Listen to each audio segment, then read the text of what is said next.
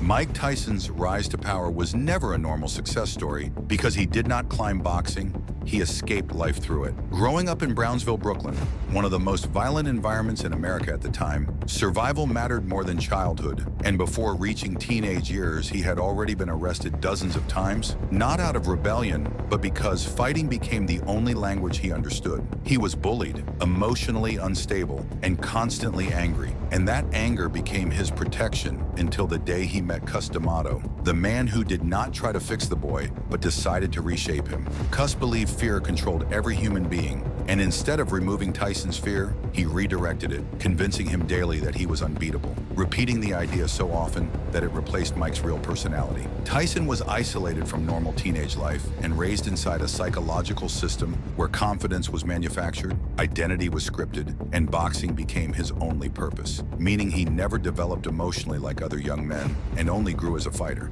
By the time Mike Tyson entered the professional world, he wasn't just trained physically, he was mentally programmed to intimidate before punching, walking to the ring without expression, staring through opponents, and forcing panic even before the first exchange. Many fighters later admitted they were exhausted mentally before the fight started because Tyson's presence alone created pressure, which turned his matches into short, brutal endings that built an aura the public believed was natural dominance, but was actually psychological warfare perfected by design. When Cus died, the protection disappeared, yet the system around Tyson remained, and promoters quickly realized fear generated more money than competition, so opponents were carefully matched to maintain the unstoppable image, allowing knockouts to stack and the myth to grow faster than the man himself. At 20, he became the youngest heavyweight champion in history, yet had no control over his career, finances, or decisions because he had never learned independence, only obedience, and people around him depended on his destructive reputation, continuing since a calm, disciplined champion earned respect, but a terrifying, unpredictable one earned fortune. Tyson's personality existed only inside the ring,